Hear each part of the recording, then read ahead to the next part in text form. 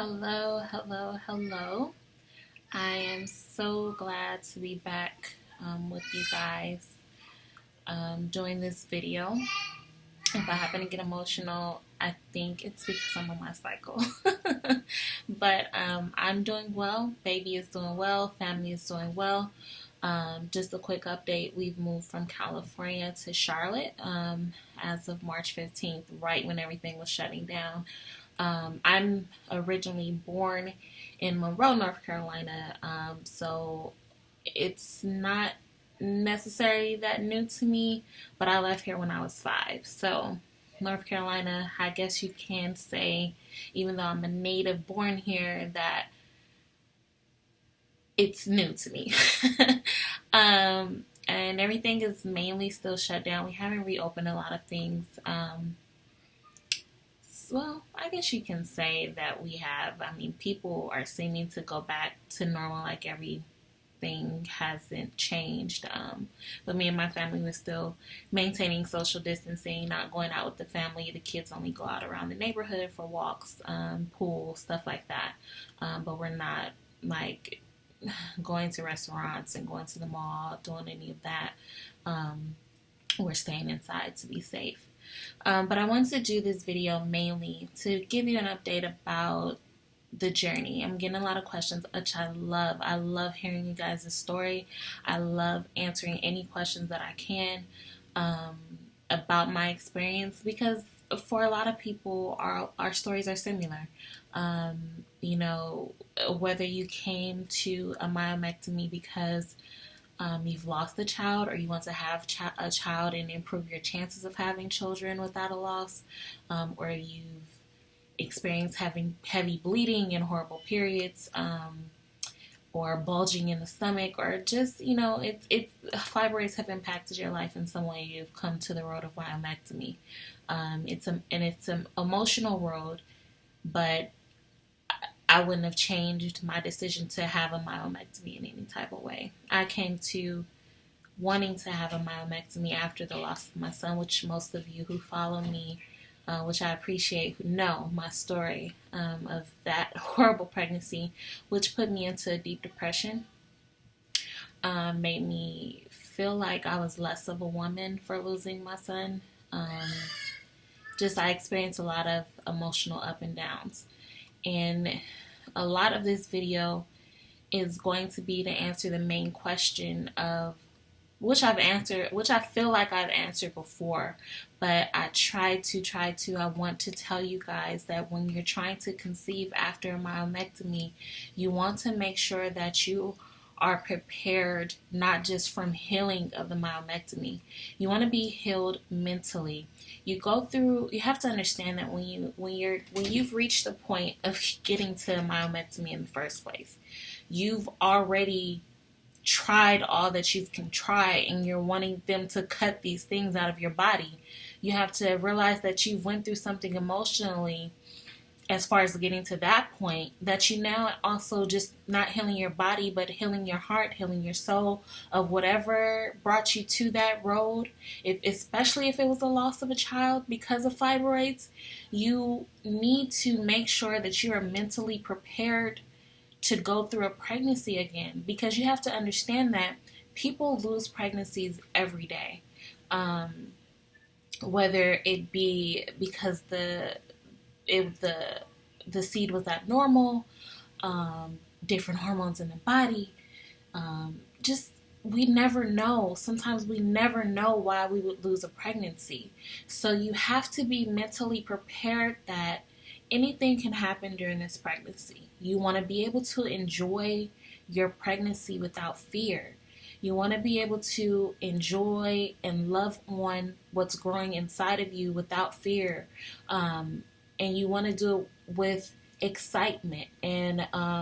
But you also want to be cautious and understand that this is a sacred journey, because anything can happen. Yes, I got rid of the fibroids.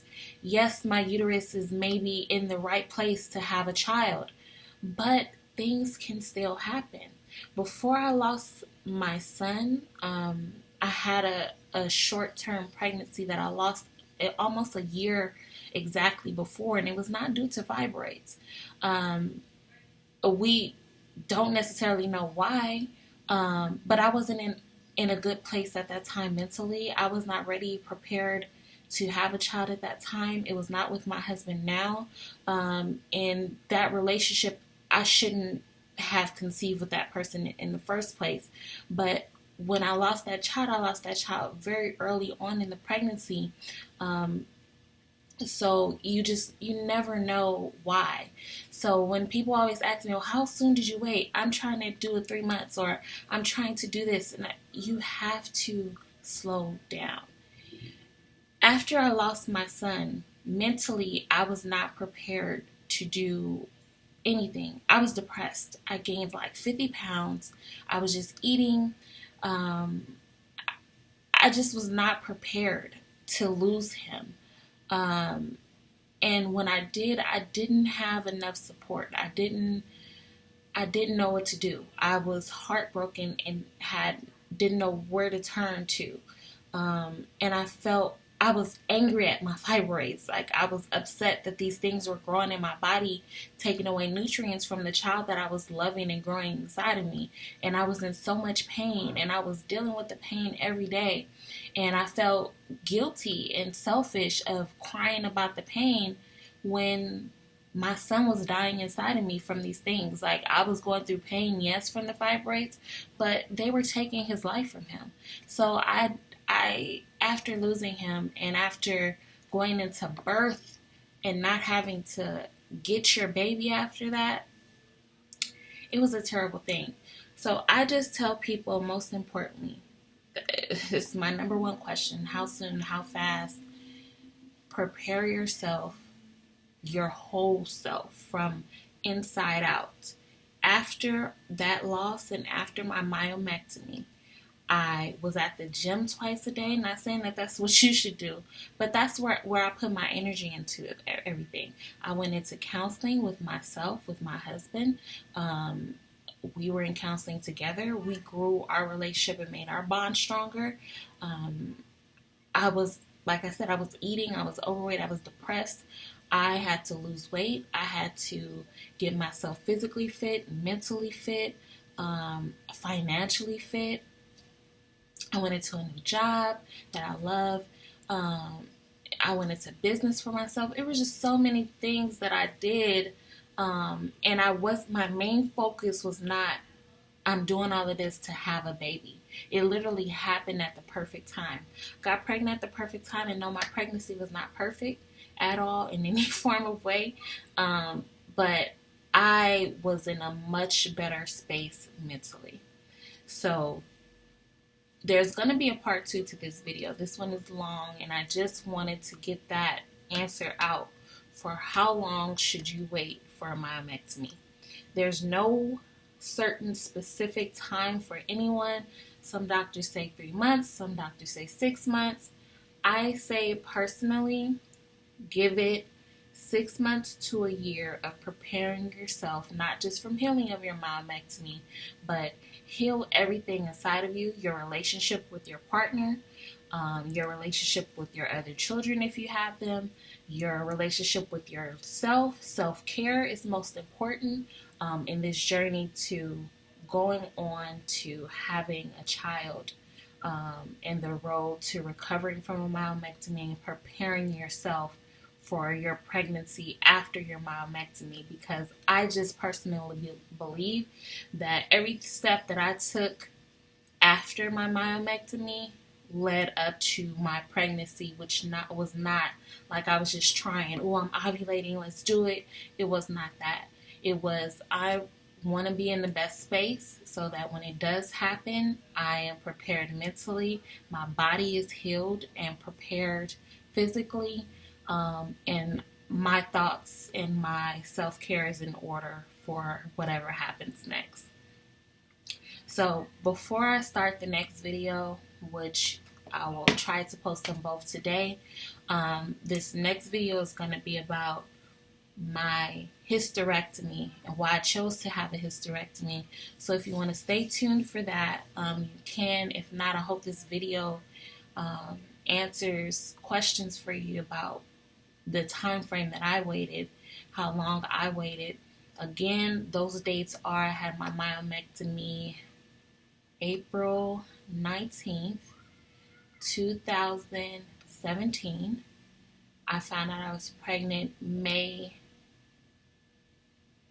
whatever Memorial Day was, Memorial Day 2018, so the following year. Then I had my daughter January 19th, I'm sorry, January 15th of 2019. So she is a year and some change now, which she will be in the next video. I'll bring her in here for that. Because the last video I had posted, she did a little cameo in that video, but she's a big girl now. She's into everything. I asked her dad to give me some time to just have this intimate moment with you guys and my viewers who are on the page and who come to the page with these questions. That I just really wanted to get that out for you guys. Just an update on that question that I constantly get.